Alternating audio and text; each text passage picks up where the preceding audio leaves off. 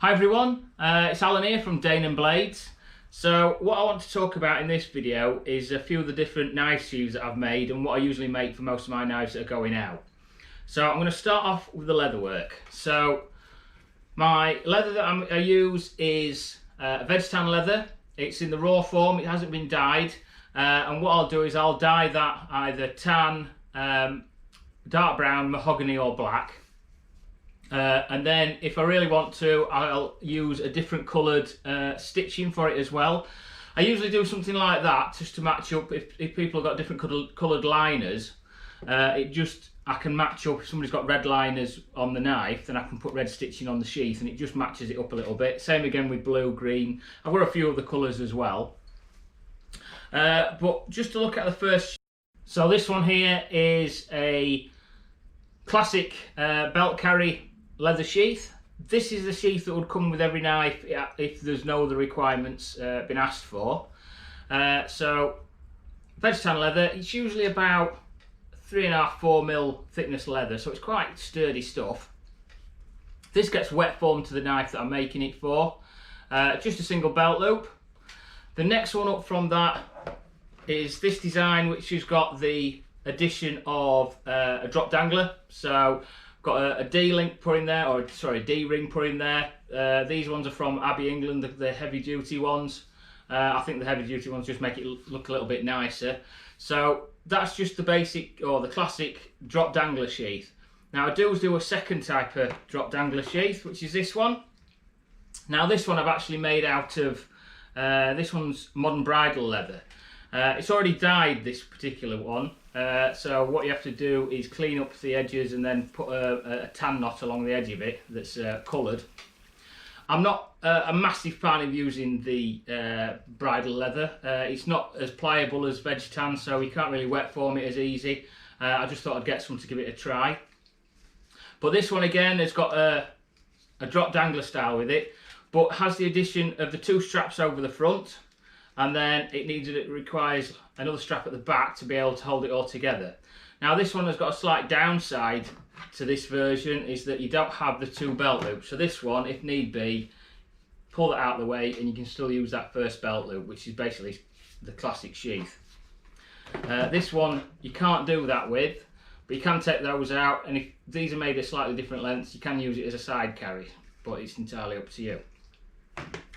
As well as just the standard sheath, sometimes I have to do a slightly different design for certain particular knives. So this one, because it sticks out slightly, the sheath has to be a little bit wider to be able to accommodate it. Now this one's been made left-handed. Now sheaths are standard, I make them as right-handed, but if you do need a left-handed sheath, just let me know and I can just do a left-handed. It's just turning the pattern around the opposite way around, cutting it out the other way. It's easy enough to make. Also, if you see any knives that are on my website up for sale, but they've got a standard right-handed sheath for it and you really want a left-handed sheath, just let me know and I'll make a left-handed sheath for it before I get it sent out. Another similar sort of design, folded over, but this one I've had the addition of putting a snap on it, and also because I put the shock cord on the back, it lifts the strap out the way, so you're not going to cut it when you take the knife out of the sheath. These are one of my little mini cleavers. Pop that back in. And then I've also done a few bits of custom work before as well. So I've done some for a cookery. I've also done a side drawer knife sheath. Now I haven't got examples of those here, so what I'll do is I'll put some photos somewhere around in one of the corners so you can have a look at those. Another sheath I've done recently for my boar knife. It's a fairly old hefty thing, this one. I've only just sort of finished, well, I would say finished it. I've got up to this point this morning, but I still need a few little bits to finish off. I want to put a strap at the bottom as well, so you can strap it around your, just above your knee. This catch though is slightly different again. This is what they call a Sam Brown. So there's no snap on it, it's a bit more of a traditional style. Leather just clips over and catches over where the stud sticks out. Now what I've done, I haven't done it as one piece coming from the back of the sheath, I've made it into 2. So I've cut it into 2 pieces. overlapped it and then stitched it.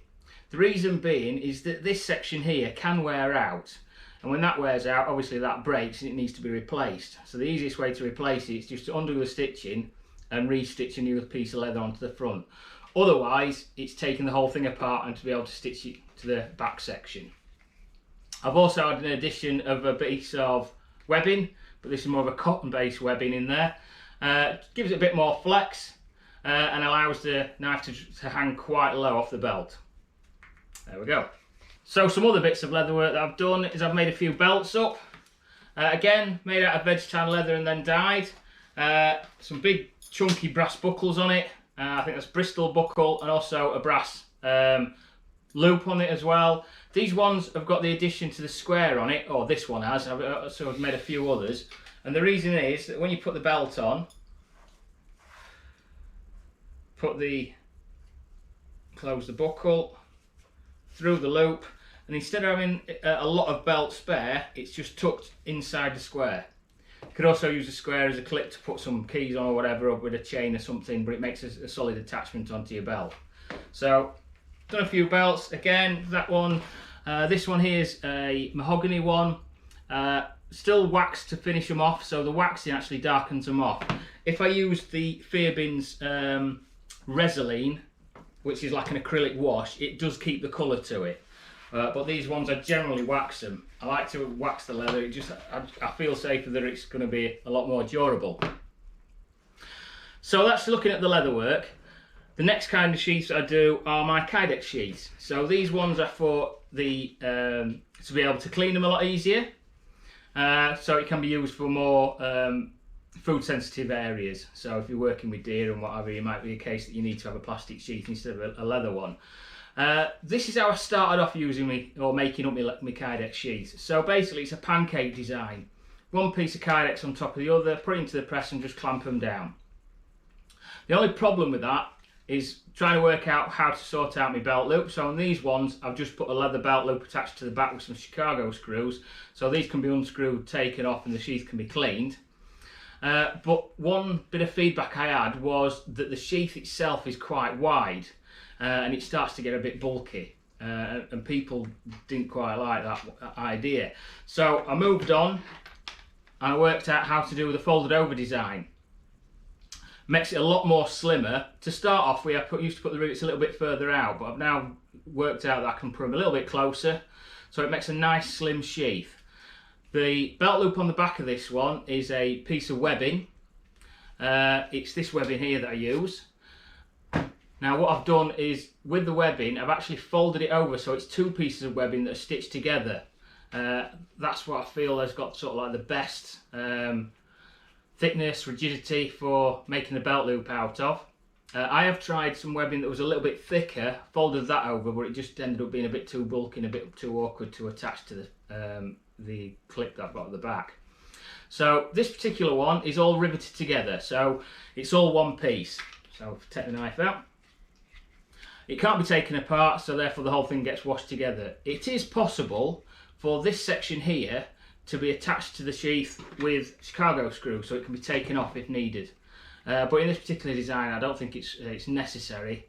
So it just all gets put together, and when required, it just needs to be taken out and washed. One thing I wouldn't recommend though with Kydex is to put it through a dishwasher, because the dishwasher uses heat to clean. Well, uses steam to be able to clean things up. With the Kydex, obviously it can start to deform. If it gets too warm, it just wants to revert back to its flat sheet, so it can damage it. So idea is just to take the knife out, get some hot soapy water, and just wash it in a sink. Will be more than adequate for that. Another little one I've done as well. This is one of my little zippers, but again a little folded over sheath. The benefit with a Kydex, it clips in, hung upside down. This one's not going to come out whatsoever. Very handy material. Now, in addition to my Kydex sheath and the leather sheath, is the mixture of the two, which is the Hybrid. So it's a Kydex sheath very similar to that one, without the thumb rest on it, but enclosed in leather to give it that more traditional look. To attach the leather to the Kydex sheath is what I use. There'll be usually 3 Chicago screws down the side. Clamp those on. When you want to take it apart and clean it, just unscrew it, pull the Kydex out of the bottom, and you can clean the Kydex sheath separately. So the way that the Kydex and the leather sheath is made up, the leather has the belt loop as it would do on a classic sheath. So it's very similar to that, only difference in it's got the Kydex centre. So there you go guys, that gives you an idea of the sheaths that I make for my knives. I hope you enjoyed that. If you did, please give us a thumbs up. Don't forget to subscribe, and I'll see you in the next video. Thank you very much, and I'll see you.